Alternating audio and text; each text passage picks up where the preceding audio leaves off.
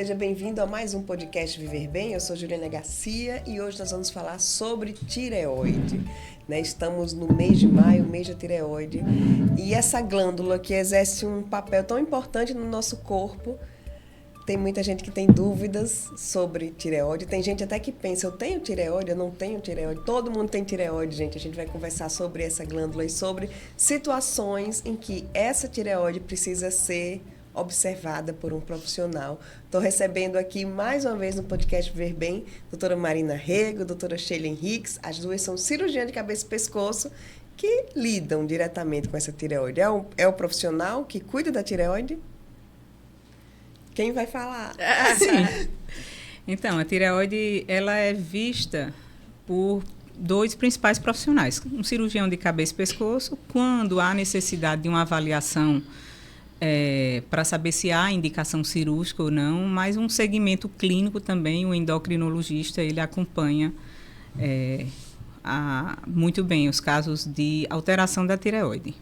Todo mundo tem tireoide, né, doutora Marina? E qual é a função da tireoide? Todo mundo tem tireoide, Ju.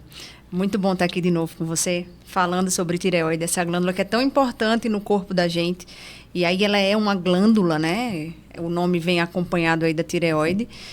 Tem uma função ligada ao metabolismo no corpo humano, né? Ela produz um hormônio que tem toda uma relação com o funcionamento do corpo, né? Todo mundo tem tireoide. Como é que a gente sabe que a tireoide está apresentando algum problema? Então, a gente sempre avalia a tireoide em duas dimensões. Uma, a avaliação estrutural da tireoide. Essa avaliação é realizada através de ultrassonografia ou do exame clínico da palpação da tireoide.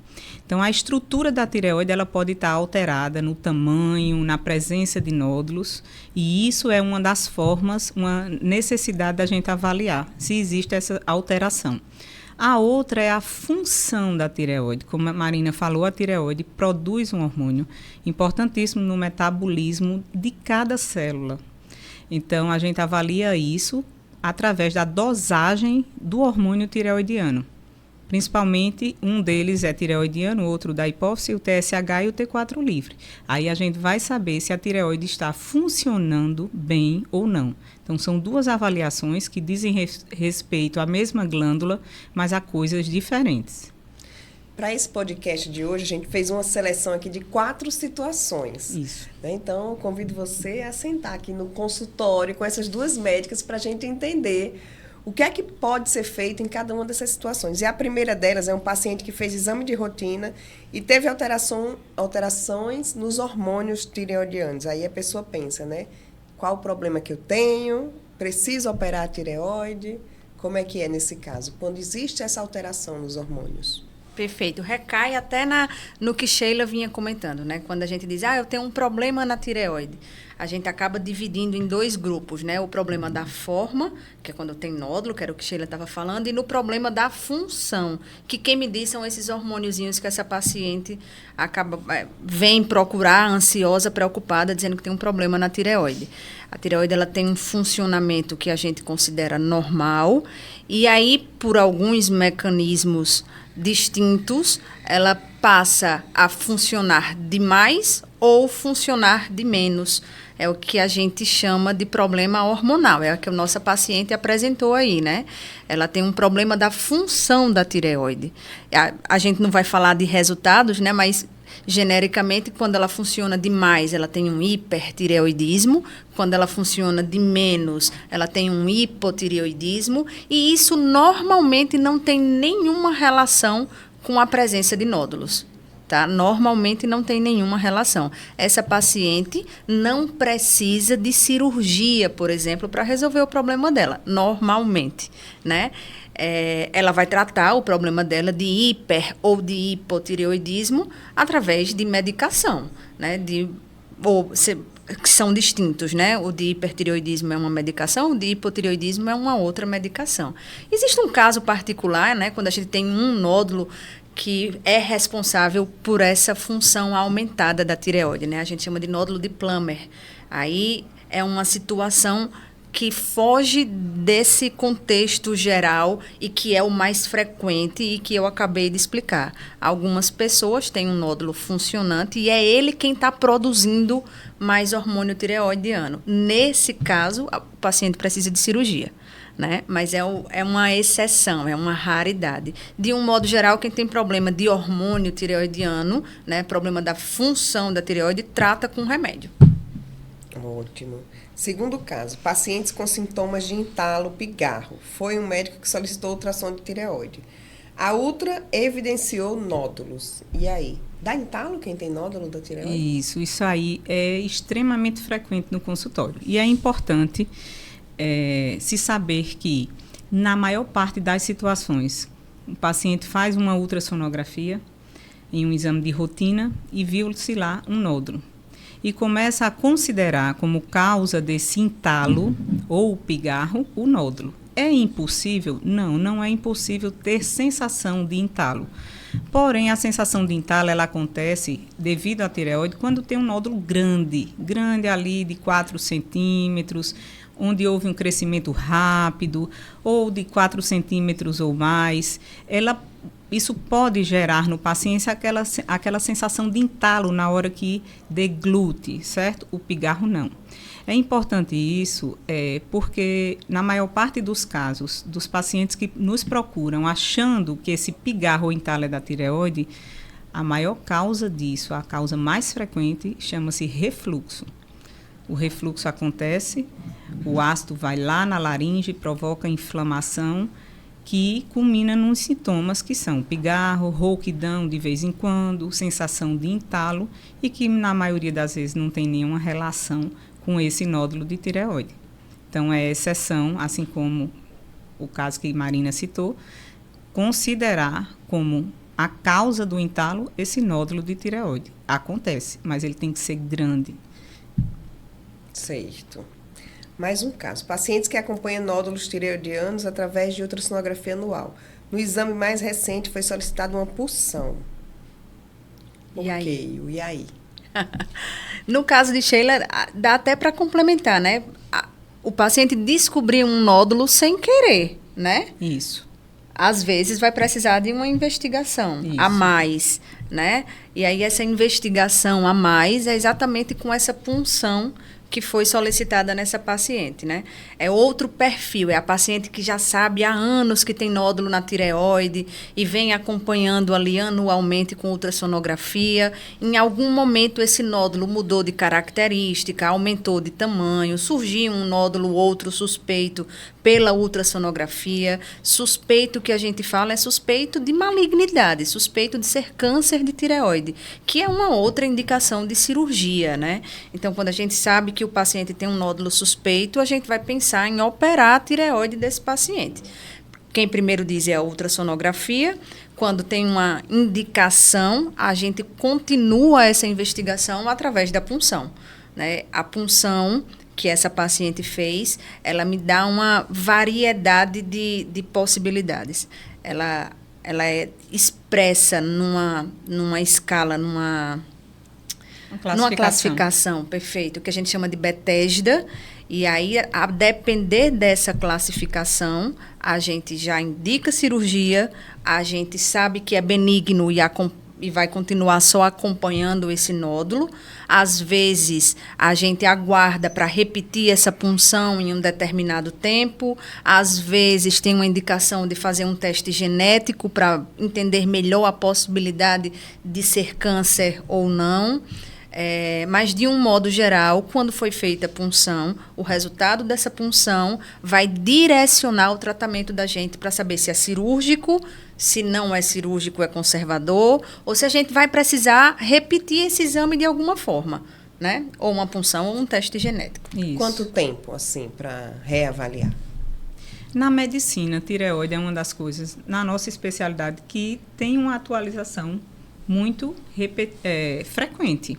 Então, uma das atualizações que existe é em relação à conduta sobre o resultado dessa punção. Esse teste genético, por exemplo, ele vem como ali não é muito antigo, e ele vem somar nesse direcionamento. Se esse paciente eu preciso operar para tirar essa dúvida, se eu já defino que esse nódulo é maligno. Então, isso é atualizado. E cada resultado desse, ele necessita de um tempo para ser refeito. Né? Um nódulo benigno, teoricamente, ele é um nódulo benigno. Ele não vai sofrer aquela transformação, alteração ali, com características boas, se ele for um nódulo pequeno. Então, o resultado define a necessidade de reavaliação, se só com ultra, se só com punção. Isso tudo que Marina acabou de falar foi enfatizado no outro podcast da gente, e que é muito frequente o paciente perguntar: poxa, mas eu vou fazer nada com esse nódulo? Não tem medicação para esse nódulo? E é muito importante se saber que para o nódulo em si, se a função tireoidiana está normal, ou seja, se o resultado do exame de sangue está normal, não se tem tratamento medicamentoso para esse nódulo. Esse nódulo vai ser acompanhado. Disse, então, que ele tem 2 caminhos a se fazer com esse nódulo. Os casos que vão ser acompanhados, que é a maioria, na verdade, e os casos que vão ser direcionados para a cirurgia. Quais? Ou são 3 situações ali gerais. Ou um caso de um nódulo que fecha o resultado de malignidade, ou um caso cuja punção suspeita muito de malignidade, mesmo não tendo fechado o diagnóstico. Terceira situação, aquele caso de um nódulo grande, mesmo sendo benigno, mas é um nódulo grande, que incomoda a paciente naquela primeira situação, sensação de entalo, que incomoda a paciente na situação estética, certo? É muito desconfortável o paciente, mesmo ela sabendo que é um nódulo benigno, aquele aumento no pescoço nodular. Que é esse quarto caso que a gente iria falar, que a doutora Sheila já entrou, que é exatamente essa questão do paciente com a tireoide visível, volumosa. Isso. A tireoide pode ficar volumosa e visível sem nódulo? Pode, sim. E tem remédio para diminuir o tamanho? Pode. Ou não? Vamos lá, essa é uma situação também. A tireoide ela pode aumentar de tamanho. A alteração hormonal, né? A mais frequente causa de alteração hormonal se chama tireoidite. É uma inflamação hereditária, é um caso de uma doença, na maioria das vezes, autoimune. Então, essa tireoide, ela aumenta, às vezes, de tamanho, e, às vezes, depois, ela começa a regredir de tamanho, porque ela entra numa insuficiência ali e começa a atrofiar. Então, às vezes, o paciente começa com aumento dos hormônios, depois os hormônios caem e caem para o resto da vida e precisa se repor. Nessa situação aí, ou num caso ou no outro, pode haver aumento da tireoide. E essa tireoide ela pode não mais regredir no seu volume. Então, na teoria, a gente não vai operar uma tireoide porque ela está grande. Se espera, clinicamente, que ela passe para essa fase 2 aí, de regressão de volume, certo? Mas eu já me deparei com um caso que não é frequente, de uma paciente em que eu operei porque ela vinha há 10 anos seguindo e ela tinha um pescoço magro e a tireoide era muito aumentada de volume. Não tinha nódulo, ela era difusamente aumentada. Ela já fazia reposição hormonal porque a tireoide não funcionava, ela tinha o hipotireoidismo e tinha um aumento desse volume. E esteticamente era muito perceptível e incomodava bastante ela. E nesse caso foi feita a cirurgia? Foi feita a cirurgia. Com meramente função estética, mas a tireoide não funcionava, incomodava bastante. Ela vinha há 10 anos com essa necessidade. Não é frequente. Eu considero, foi um único caso que eu operei nessa situação, mas que traz um benefício ali para a paciente, mas não é o mais frequente. Alteração hormonal trata-se com medicamento. Bócios volumosos, e aí o nome é esse, né? Um bócio. A tireoide ficou tão grande, tem tantos nódulos que virou um bócio tireoidiano. Aí, normalmente, esse caso aí, essa situação é que se refere ao nosso caso, né? É aquela paciente que chega no consultório, você encontra aí no meio da rua e você nota no pescoço dela um volume aumentado. Eu gosto sempre de lembrar que a tireoide, a gente pensa que é aqui em cima, é na garganta, né? A tireoide é bem embaixo, né? Então, a gente tem a clavícula, tem a clavícula. Olha aí pra mim, tá tudo ok visualmente? Visualmente, de longe tá tudo ótimo. tem a clavícula, né? Então, um dedinho acima da clavícula, bem no meio do pescoço, é aqui que está a tireoide. E aí a gente começa a ver, às vezes vê só um nódulo, às vezes vê ela mesmo maior, mais volumosa, né? Um bócio volumoso é o caso da nossa paciente aí, do último caso. Agora, quando vocês falam em cirurgia, tem um nódulo maligno, tira só o nódulo ou não? Cirurgia de tireoide é retirar a tireoide toda? Aí tem também outra situação, né? Na maior parte dos casos, se o paciente tem mais de um nódulo bilateral, certo? Isso é avaliado caso a caso.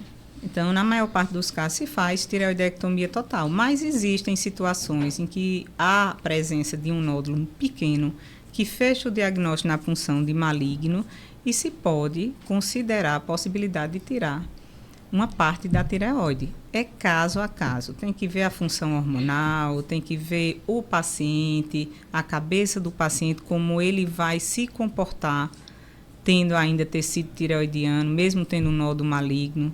Então, como em tudo na medicina, tem que ser avaliado caso a caso. A grande evolução da medicina é individualizar os casos, né? É você entender a necessidade daquele paciente. Por protocolos, a gente tem a chance de ser cada vez mais conservador quando fala de cirurgia de tireoide, né? A gente não tira um nódulo, a gente pode tirar um lobo. Ela tem 2 lobos e a parte central que a gente chama de istmo, né? A gente não tira um nódulo nunca, ou o lobo direito ou o lobo esquerdo com o istmo, que é essa partezinha central. E a tendência é que a gente consiga ser mais conservador, né? Conservador nesse sentido, de realmente fazer cirurgias parciais, né? Tentando imaginar que o lobo remanescente, o que vai ficar, ele vai conseguir produzir os hormônios, ele vai ser suficiente, mas é exatamente o que Sheila falou, a individualização é o mais importante, né? A gente tentar entender a expectativa daquele paciente, como ele vai lidar com essa cirurgia, ele tem que estar ciente que existe uma possibilidade de uma nova cirurgia, se for o caso, né? E aí como é que ele lida com essa situação? Varia muito, né? Tem que ir individualizando mesmo. E como é que fica a vida de um paciente que precisa retirar a tireoide? Pós-cirurgia. Vida normal, como se nunca tivesse sido operado. É feita a reposição. Como foi dito no início, esse hormônio, né? Ele mexe com o metabolismo de cada célula. Então, não é uma opção repor ou não. É uma obrigação. Então, ele vai ter aquele compromisso diário de tomar um comprimidinho para repor. A dose que ele vai tomar, isso é individual, depende do peso do paciente, do metabolismo, isso vai ser calculado e ajustado. Mas ele vai ter essa obrigação de repor. Então, isso já muda, né? Há casos em que o paciente já opera tomando essa medicação, porque a tireoide daquele paciente especificamente já não funciona. E além da não função, ele apresenta um nódulo, que é cirúrgico. Então, ele vai ter que repor e fazendo uma reposição e deixando esse paciente com nível hormonal normal, né, espera-se que esse paciente ele tenha uma vida também compatível com quem não operou. Vocês falaram dos exames, de como a gente pode descobrir, né, situações em que a tireoide não está funcionando bem. Mas sintomas? Não cheguei a fazer nenhum exame, não fiz nada, mas o que é que meu corpo fala que a minha tireoide não está funcionando? Ganho de peso, porque muita gente fala isso, né? Aumentei muito de peso, é por causa da tireoide. Depende daquilo que a gente estava falando, né? Então, ela funciona num nível que a gente considera normal, né? É responsável pelo metabolismo, e aí a gente tem os 2 extremos, ou ela funciona demais ou ela funciona de menos. Quando ela funciona demais, que é o hipertireoidismo, o nosso metabolismo vai ficar todo acelerado, né? Fica tudo acelerado, a gente fica agitado, com mais irritabilidade, sente palpitação, como se o coração estivesse batendo mais acelerado, não consegue dormir, fica com insônia, né? É tudo agitado, perde peso tudo mais fácil. Porque o metabolismo está lá em cima, né? Então fica magro. E no extremo oposto, quando a gente tem hipotireoidismo, quando ela funciona pouco, o nosso metabolismo fica lentificado. Então, a gente também fica lentificada, sonolenta, tem a tendência de ganhar um pouco mais de peso. Não é obesidade, né? A gente não vai... Aquele paciente grande obeso, ele não está grande obeso porque é hipotireoideu, né? O hipotireoidismo, ele pode provocar uma variação de peso, mas que não é tão grande, mas pode sim ter uma relação com um aumento de sobrepeso ali, dorme demais, o que mais? Pode ter alteração de ritmo intestinal, constipação, né? A prisão de ventre. E isso é muito individual. Nós nos deparamos com pacientes que têm grandes alterações hormonais e que são pouco sintomáticos e vice-versa. Então, é muito individual também. Mas é uma coisa muito importante isso, de se saber, né? Que esses pacientes eles vão ser tratados com medicação, né? E a partir de que idade, assim, a gente tem um exame que deve ser feito? Porque eu sei que mulher vai no ginecologista, sempre ela pede, né, o exame da tireoide. Tem uma idade específica e homem e mulher tem algum que apresenta mais problema com a tireoide ou não? Estatisticamente, a mulher tem mais chance de apresentar tanto nódulo quanto disfunção tireoidiana, né? Mas não existem métodos de screening, né? Aqueles de triagem que a gente tem que fazer anualmente quando a gente não tem sintoma nenhum, né? A tireoide... Como em mama, por exemplo, né? Mama, ginecológico, colo de útero, né? Que a gente faz anualmente, que tem aqueles testes de triagem. A tireoide normalmente não tem isso, né? A gente não faz procurando na população um câncer de tireoide. Por alguns motivos, né? Estatisticamente falando, não é tão prevalente. É um tipo de câncer que é mais indolente, ou seja, quando ele surge, ele cresce mais devagar, ele é mais lento. Então, ainda não por questão de saúde pública, né? Ainda não existe a necessidade de exames de triagem para ser feito para toda a população. A gente faz em alguns casos específicos, paciente com histórico familiar, tem um tipo de câncer de tireoide que tem essa exigência que a gente pesquise nos parentes de primeiro grau, né? Mas, de um modo geral, não tem nem idade e nem exames para a gente fazer de rotina. Então, é ficar de olho mesmo nos sintomas e Isso. ter esse contato direto com o seu médico que está lhe acompanhando. Exato. Na maior parte das vezes, se não tem sintoma estético de aumento de glândula, né, ou sensação de entalo, na maior parte das vezes o diagnóstico vem com exame de rotina. Como você mesma falou, através de um ginecologista que pediu uma ultrassonografia de tireoide, através de um clínico, muitas especialidades clínicas, cardiologia, endócrino, que pede uma função da tireoide. O paciente às vezes diz: poxa, doutora, mas eu sempre fiz exame de sangue da tireoide, nunca deu alterado. E agora fiz essa ultrassonografia que eu nunca tinha feito e está aí esse nódulo. Há quanto tempo eu tenho esse nódulo? Ninguém sabe. Mas, graças a Deus, a gente está tratando de um assunto, de uma doença que ela tem, na maior parte das vezes, um comportamento indolente, né? Às vezes se diagnostica um nódulo ali maligno. Há quanto tempo eu tenho esse nódulo? Né? O comportamento dele é indolente. Quando a gente pensa, né, em câncer, muita gente tem um medo da metástase, de sair daquele órgão e ir para outros. Na tireoide tem esse risco?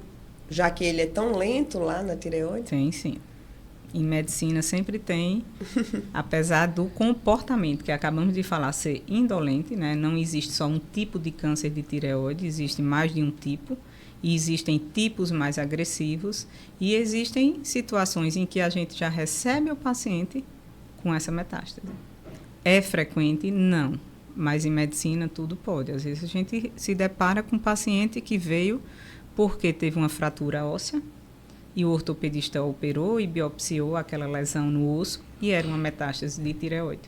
E ele descobriu a doença através já da metástase. É frequente? Não é. Muito raro. Mas acontece. Inclusive, as metástases mais comuns, né, não são essas à distância, como a de osso, Isso, de de pulmão, de fígado. Isso é muito mais raro mesmo. Às vezes, é até mais comum o que a gente chama de metástase locorregional, né? Ela se espalha primeiro para os gânglios do pescoço, os linfonodos, que é o nome bonitinho para gânglio, né? E aí se espalha primeiro para os linfonodos, primeiro na região mais central e depois nas regiões mais laterais do pescoço. Mas também é mais raro. O mais comum é a gente descobrir e tratar câncer de tireoide bem precoce, por causa desse comportamento dele, né, de ser menos agressivo. E o tratamento do câncer de tireoide é a cirurgia e o paciente tem que fazer químio depois? Como é que é essa sequência? Isso é o outro lado bom da tireoide, né? A maior parte das vezes o tratamento é cirúrgico, a cirurgia resolve. Às vezes, e que isso também vem evoluindo na medicina, vem modificando, existem atualizações, precisas de complemento com iodoterapia, né? Então, não se faz para a tireoide como tratamento de escolha radioterapia, os tratamentos clássicos oncológicos, radioterapia, quimioterapia, não. O tratamento é cirúrgico, com a avaliação de necessidade de complementar aquela cirurgia com iodoterapia ou não. Então, é a iodoterapia que é a nossa ajuda ali no tratamento. No tratamento. Isso. Ótimo. Doutora Sheila, doutora Marina, muito obrigada por vocês terem participado mais uma vez aqui com a gente. Obrigada mais uma vez também. Mas para a gente terminar, conselhos para esses pacientes que estão em casa acompanhando. Quais os conselhos da doutora Sheila em relação à tireoide e da doutora Marina também? O conselho é de que fiquem tranquilos. É uma doença que bom, que é de fácil condução, de fácil tratamento cirúrgico na maior parte das vezes. Então, mesmo que você se depare com um diagnóstico ali inesperado de um nódulo maligno na tireoide, é uma doença que na maior parte das vezes tem uma chance de cura muito alta, com uma cirurgia que não é mórbida, na maioria das vezes, tem um pós-operatório tranquilo. Então, receba essa notícia, se houver, com tranquilidade de que é um caso bem conduzido. Doutora Marina. É muito tranquilizador, né, essa história do tratamento ter chances altas de cura, né? Mas para a maioria da nossa população que não vai ter câncer de tireoide, graças a Deus, para essa população, o que a gente sabe que é funcional para o corpo como um todo, para todos os tipos de cânceres, é tentar ter uma vida saudável ou o mais saudável possível, né? São exercícios físicos, dieta rica em alimentos protetores, né? Fibras, frutas, verduras, que a gente sabe que tem a ver com a proteção contra todos os tipos de cânceres, né? Então, se é um conselho, se é uma recomendação, tente ter uma vida saudável, porque isso realmente influencia na tireoide também. No dia dela, é importante a gente lembrar disso. Na tireoide, no corpo todo, né? Isso. Muito obrigada, doutora Sheila, doutora Obrigada Marina. também. E obrigada a você que acompanhou mais esse podcast. Compartilha esse vídeo, vai lá no grupo da família, manda para os seus amigos, porque a gente sabe que informação de qualidade pode salvar uma vida. Então, aprendeu algo a mais sobre tireoide hoje? Compartilhe para que as pessoas que você conhece também recebam essa informação, coloquem em prática e quem sabe, né? Tenham esse diagnóstico precoce, adotem hábitos de vida saudáveis também. Obrigada e até o próximo podcast.